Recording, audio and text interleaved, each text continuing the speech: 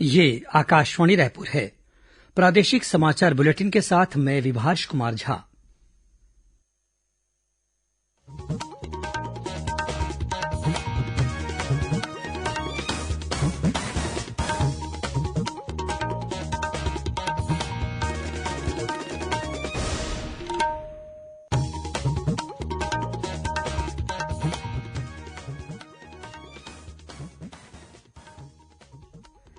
और अब पेश है आज के मुख्य समाचार। राज्य सरकार ने निजी अस्पतालों में कोरोना संक्रमण के इलाज के लिए संशोधित दरें जारी की। प्रदेश के सभी स्कूली बच्चों को मध्यान्ह भोजन योजना के तहत 40 दिनों का सूखा अनाज दिया जाएगा। प्रदेश में स्वास्थ्य विभाग द्वारा कोविड अस्पतालों में खाली बिस्तरों की जानकारी देने के लिए शुरू किया गया नया पोर्टल। और मां दुर्गा की उपासना का पर्व चैत्र नवरात्र कल से शुरू हो रहा है। राज्यपाल, मुख्यमंत्री और विधानसभा अध्यक्ष ने चैत्र नवरात्र, बैसाखी, गुड़ी पड़वा, चेट्रीचंड और नव संवत्सर पर्व प्रदेशवासियों को दी शुभकामनाएं।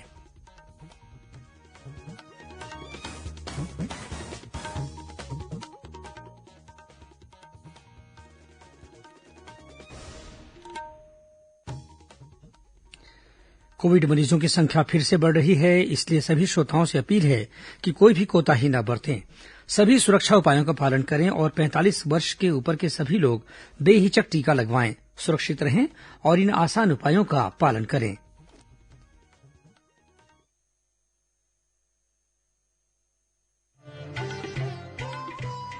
कोविड-19 से बचाव और सुरक्षित रहने के 3 उपाय। मास्क लगाएं, 2 गज दूरी है जरूरी, सुरक्षित दूरी रखें, हाथ और मुंह साफ रखें।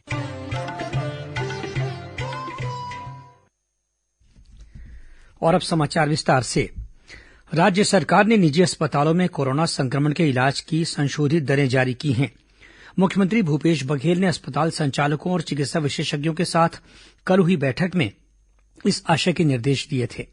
स्वास्थ्य विभाग द्वारा जारी आदेश के अनुसार अब मान्यता प्राप्त निजी अस्पतालों में मॉडरेट स्थिति वाले मरीजों के इलाज के लिए प्रतिदिन 6,200 रूपये का शुल्क निर्धारित किया गया है। इसमें सपोर्टिंग केयर आइसोलेशन बेड के साथ ऑक्सीजन और पीपीई किट का खर्च भी शामिल है। वहीं गंभीर स्थिति वाले मरीजों के इलाज के लिए रोजाना 12,000 रूपये का शुल्क निर्धारित किया गया है। इसमें बगैर वेंटिलेटर के आईसीयू सुविधा शामिल है। इसके अलावा अति गंभीर मरीजों के इलाज के लिए प्रतिदिन 17,000 रूपये की दर निर्धारित की गई है, जिसमें वेंटिलेटर के साथ आईसीयू सुविधा उपलब्ध रहेगी। निजी अस्पतालों में कोरोना संक्रमण के इलाज में होने वाला खर्च मरीज को स्वयं वहन करना होगा। वहीं प्रदेश के निजी अस्पतालों में डॉक्टर खूबचंद बघेल स्वास्थ्य योजना और आयुष्मान भारत योजना के हितग्राहियों के लिए 20% बिस्तर आरक्षित रखने के निर्देश जारी किए गए हैं। ये आरक्षण निजी अस्पतालों के कोविड उपचार यूनिट के जनरल वार्ड, ऑक्सीजन सहित एचयू बेड, वेंटिलेटर सहित आईसीयू और बिना वेंटिलेटर के आईसीयू में लागू होगा। इस बीच रायपुर स्थित शासकीय आयुर्वेदिक महाविद्यालय को अस्थायी कोविड केयर सेंटर के रूप में अधिग्रहित किया गया है। वहीं रायपुर के सरदार बलबीर सिंह जुनेजा इंडोर स्टेडियम को भी कोविड केयर सेंटर और आइसोलेशन सेंटर बनाया गया है। राज्य में कोरोना संक्रमण के बढ़ते हुए मामलों पर नियंत्रण पाने के लिए विधायक कोष का भी इस्तेमाल किया जाएगा। राज्य के अस्पतालों में ऑक्सीजन की आपूर्ति, आईसीयू बिस्तर और वेंटिलेटरों की उपलब्धता बढ़ाने के लिए औद्योगिक घरानों की भी मदद ली जा रही है।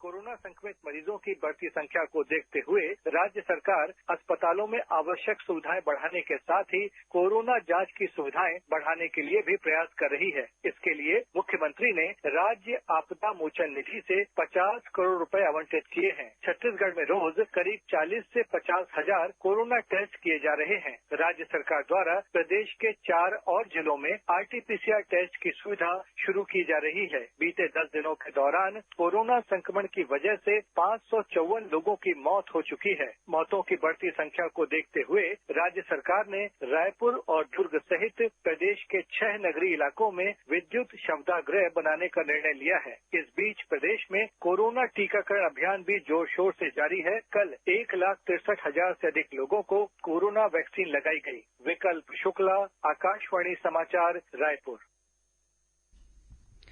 इस बीच प्रदेश में कोरोना संक्रमित मरीजों की संख्या बढ़कर 4,43,000 से अधिक हो गई है। इनमें से 3,48,000 से अधिक लोग संक्रमण से मुक्त हो चुके हैं। वर्तमान में 90,277 मरीजों का इलाज विभिन्न अस्पतालों या होम आइसोलेशन में चल रहा है। कल प्रदेश में 10,521 कोरोना संक्रमित नए मरीजों की पहचान की गई। कल कोरोना संक्रमण से 82 लोगों की मृत्यु भी हुई। प्रदेश में कोरोना से अब तक 4,899 लोगों की मौत हो चुकी है।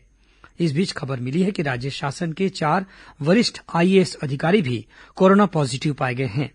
राजस्व बोर्ड के अध्यक्ष सीके खेतान के साथ ही सामान्य प्रशासन विभाग के सचिव डॉक्टर कमलप्रीत सिंह, स्कूल शिक्षा संचालक जितेंद्र शुक्ला और छत्तीसगढ़ राज्य हथकरघा विकास बोर्ड के प्रबंध संचालक राजेश राणा भी पॉजिटिव पाए गए हैं। वहीं त्रिपुरा के राज्यपाल रमेश बैस की भतीजे की पत्नी पूर्णिमा बैस का आज कोरोना संक्रमण से निधन हो गया। इस बीच नेता प्रतिपक्ष धरमलाल कौशिक ने कहा है कि राज्य सरकार को जिलेवार चिकित्सा दल की नियुक्ति करनी चाहिए।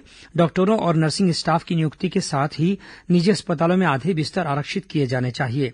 श्री कौशिक ने कहा कि राज्य सरकार प्रदेश के छात्रावासों, सामुदायिक भवनों को अधिग्रहित करके वहां अस्थायी अस्पताल शुरू करे। इसके साथ ही उन्होंने आम लोगों से कोरोना से बचाव संबंधी नियमों का पालन करने की अपील भी की है। प्रदेश में बढ़ते कोरोना संक्रमण को देखते हुए राज्य के 20 जिलों में लॉकडाउन लगाने का आदेश जारी कर दिया गया है। धमतरी और कोरबा जिले में आज से लॉकडाउन लागू हो गया है। वहीं सरगुजा, सूरजपुर, गरियाबंद और जांजगीर चांपा जिले में कल 13 अप्रैल से लॉकडाउन लागू होगा। इसी तरह बिलासपुर, बलरामपुर और महासमुंद जिले में 14 अप्रैल से लॉकडाउन लगाया जाएगा। लॉकडाउन अवधि के दौरान धमतरी जिले की 34 उचित मूल्य की दुकानें सुबह 6 से 10 बजे तक खुली रहेंगी। इसके लिए पुलिस बल तैनात किया गया है। गृह मंत्री और बिलासपुर जिले के प्रभारी मंत्री ताम्रध्वज साहू ने आज वीडियो कॉन्फ्रेंसिंग के जरिये बिलासपुर जिले में कोविड-19 की स्थिति की समीक्षा की। उन्होंने जिले के सभी विकासखंडों में कोविड देखभाल केन्द्र की स्थापना करने के निर्देश दिए हैं। उन्होंने कहा कि इन केन्द्रों में ऐसे मरीजों को रखा जाए जो पॉजिटिव तो हैं, लेकिन उनमें कोई लक्षण नहीं दिखाई दे रहा है। श्री साहू ने गरियाबंद जिले में कल से 23 अप्रैल तक लगने वाले लॉकडाउन का कड़ाई से पालन कराने के निर्देश दिए हैं। श्री साहू ने कल रायपुर स्थित अपने निवास से वीडियो कॉन्फ्रेंसिंग के जरिये जिले में कोरोना संक्रमण रोकने के लिए किए जा रहे उपायों की समीक्षा की। बैठक में उन्होंने जिले में कोरोना टेस्टिंग बढ़ाने और आईसीयू बेड तथा वेंटिलेटर की व्यवस्था करने के निर्देश दिए। गृहमंत्री ने ब्लॉक मुख्यालय में क्वारेंटाइन सेंटर बनाकर कोरोना पॉजिटिव मरीजों की ट्रैकिंग करने और उन्हें बेहतर इलाज की सुविधा मुहैया कराने को भी कहा। श्री साहू ने जिले में 45 वर्ष से अधिक उम्र के लोगों से कोरोना टीका लगवाने की अपील की। साथ ही अधिकारियों को विभिन्न संचार माध्यमों से कोविड टीकाकरण के प्रति लोगों को जागरूक करने के लिए भी कहा। इधर नगरीय प्रशासन मंत्री डॉक्टर शिवकुमार डहरिया ने भी प्रदेश के नागरिकों से अपील की है कि वे कोरोना संक्रमण से बचने के लिए लॉकडाउन के नियमों का पालन करें। उन्होंने कहा कि लोग मास्क पहनें, सैनिटाइजर का उपयोग करें, हाथों को साबुन से बार बार धोएं और बुजुर्गों तथा बच्चों का विशेष ध्यान रखें। प्रदेश के सभी स्कूली बच्चों को मध्यान्ह भोजन योजना के तहत 40 दिनों का सूखा अनाज दिया जाएगा। इस संबंध में स्कूल शिक्षा मंत्री डॉक्टर प्रेमसाय सिंह टेकाम ने जिला शिक्षा अधिकारियों को सूखा अनाज वितरित करने के निर्देश दिए हैं। डॉक्टर टेकाम ने बताया कि कोरोना संक्रमण के चलते इस समय प्रदेश के स्कूल बंद हैं।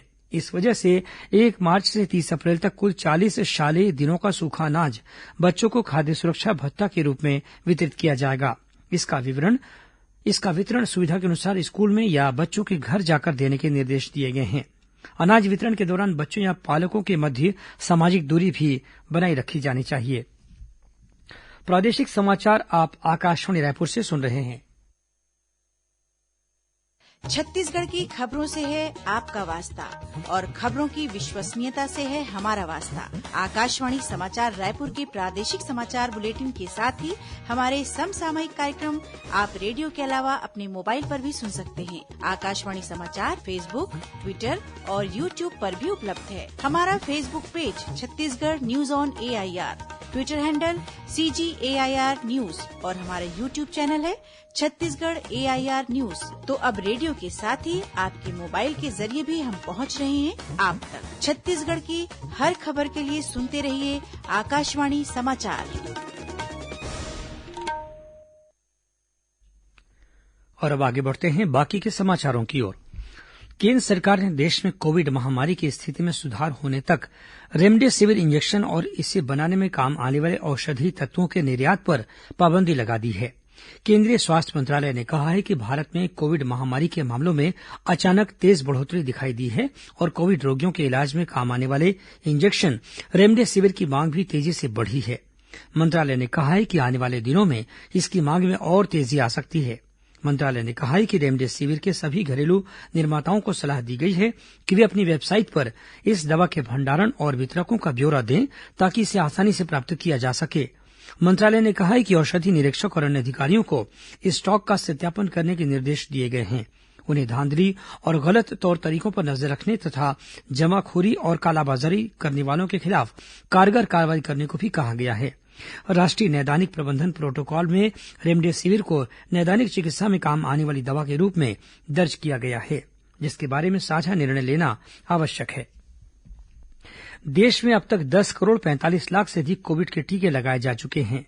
केंद्रीय स्वास्थ्य मंत्रालय के अनुसार कल 29,33,000 से अधिक लोगों को कोविड के टीके लगाए गए। इधर छत्तीसगढ़ में भी कोरोना टीकाकरण अभियान जोर शोर से जारी है। अब तक 45 वर्ष से अधिक उम्र के 33,52,000 से अधिक लोगों को कोरोना टीका का पहला डोज लगाया जा चुका है।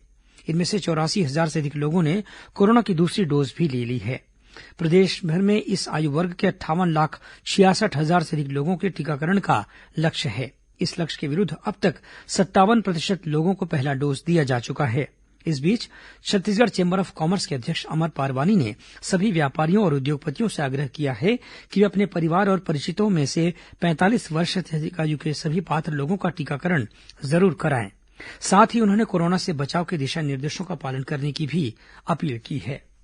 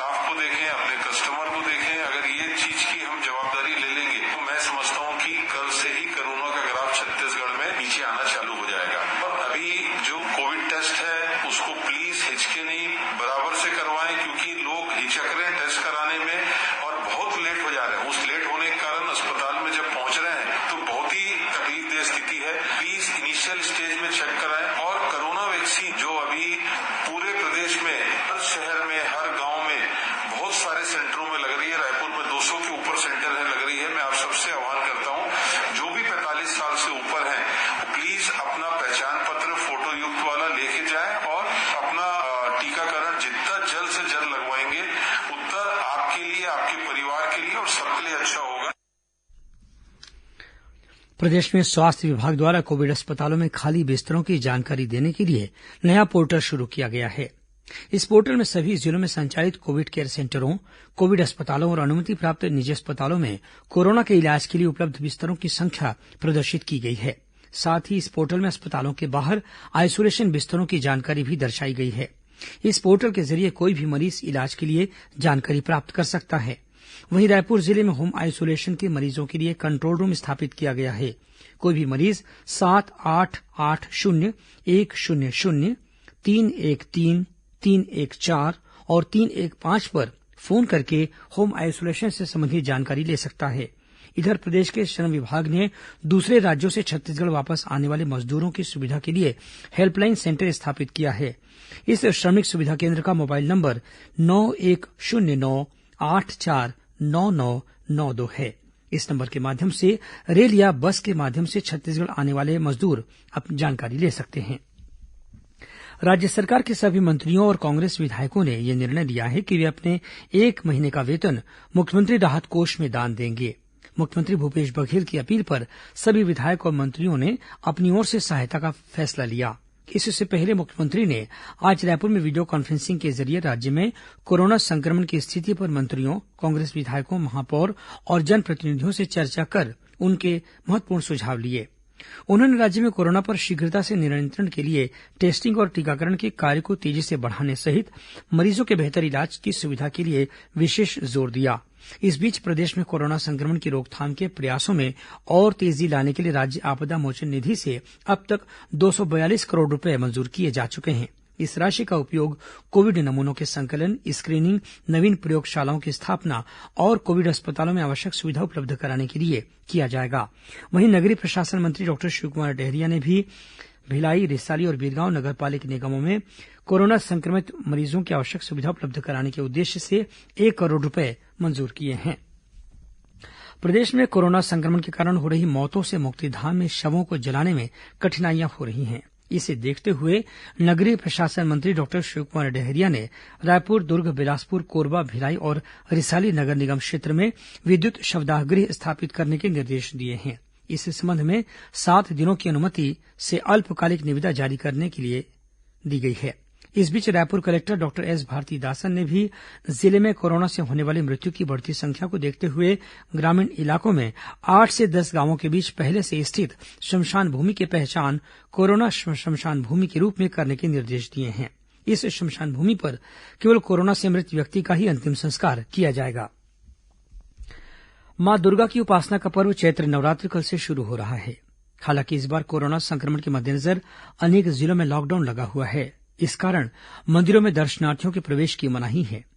राज्यपाल अनुसुईया उइके, मुख्यमंत्री भूपेश बघेल और विधानसभा अध्यक्ष डॉक्टर चरणदास महंत ने चैत्र नवरात्र, बैसाखी, गुड़ी पड़वा, चेट्रीचंड और नव संवत्सर पर प्रदेशवासियों को बधाई और शुभकामनाएं दी हैं।